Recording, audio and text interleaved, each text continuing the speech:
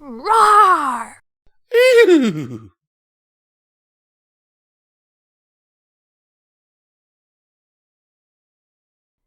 Hello and welcome to Midnight Readings. Today we'll be reading Carry Me Home, Twilight Sparkles chapter. I hope you enjoy.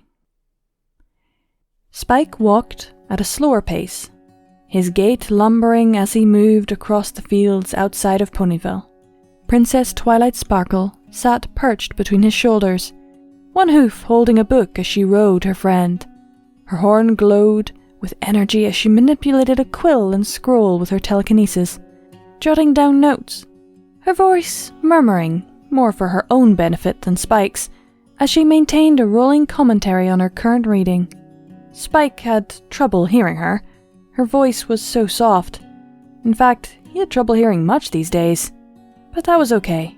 Listening was an art that he had perfected over the years. He paused his gaunt, yawning slowly, little wisps of smoke spiraling out of his nostrils.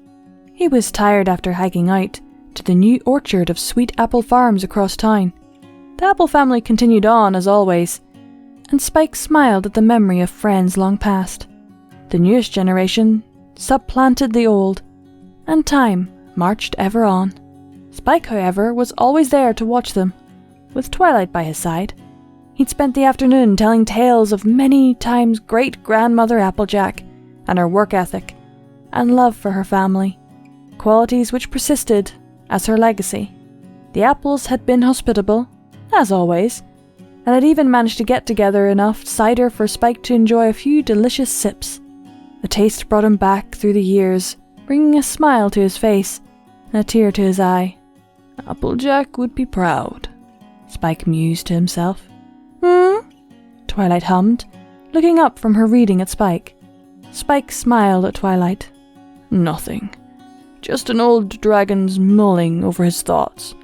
Twilight smiled gently back, her voice taking on a motherly tone. You're always welcome to share your thoughts, Spike. Your counsel is ever appreciated. Spike chuckled.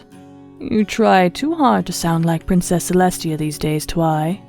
Twilight blushed, her ears folding back. You think so?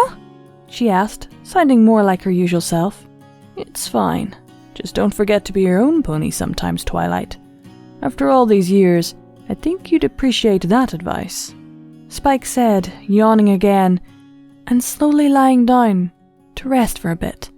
His joints ached, but he bore it with dignity. After all this time, I still feel like that little unicorn that ascended, not the regal princess that every pony sees me as. Acting like Celestia does give me more confidence, even if it's borrowed, Twilight said, her wings flaring open a bit for balance, as she held her position atop Spike as he lay down. She smiled, one hoof reaching up and gently stroking his neck. Need a break? Spike smiled. Yes, it's tough sometimes. All this moving around, bustling from place to place. Our little ponies move so fast these days. It's hard to keep up. Twilight giggled, patting Spike on the head as he peered down at her. I love when you say that. Our little ponies. You've been such a good assistant all these years, and your ownership of your role at my side had always made me proud. Spike laughed softly, curling in on himself. I'm happy to be by your side, Twilight. Always. He yawned again. So tired. Twilight smiled and watched her assistant as he lay his massive regal head onto the grass. She settled in content to be atop of her best friend, her number one assistant and family member. She felt secure there. His shoulders had become a solid and fixed point in the flow of time, but that point had started to shift. She knew what was coming, and she accepted it.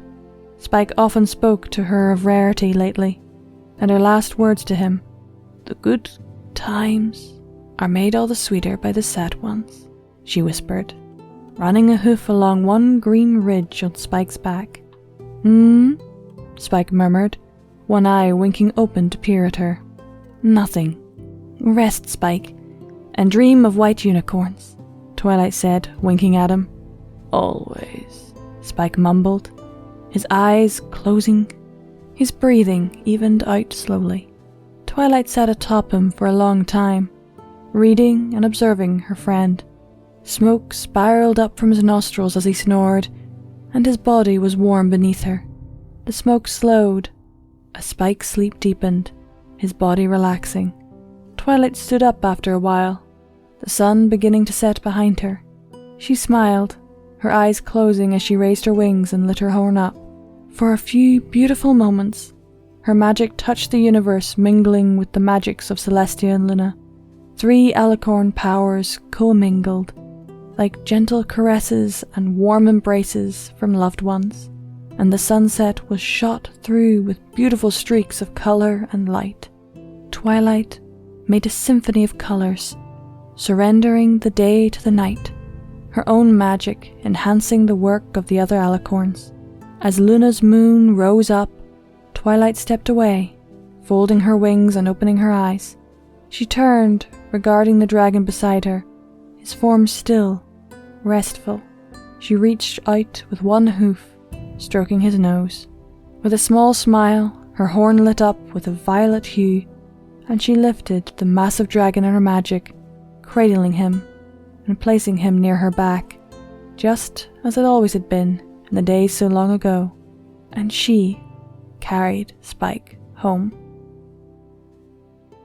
It is a short and sweet end. I'm not entirely sure if this is Spike passing, but even if it isn't, he carried everyone well.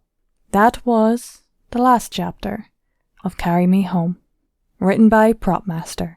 I hope you all enjoyed, and keep watching that moon.